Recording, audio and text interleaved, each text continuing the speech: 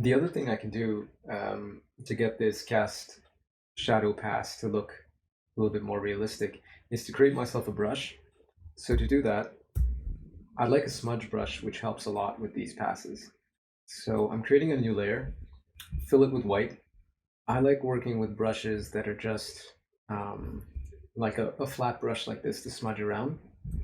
And so I'll do this, and I'm also just gonna give it a little bit of defect. With that selected, I'm gonna select it again, edit, define brush preset. I'm gonna call it smudge stick.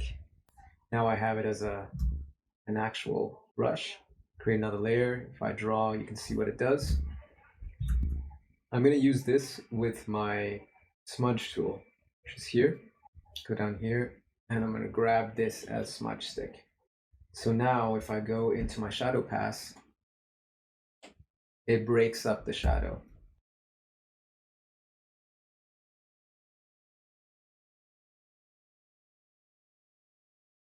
It also breaks up the edge of the harsh lines that I have here.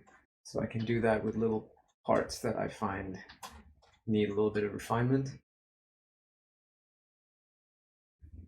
I can do this all around, and it breaks up the edge nicely.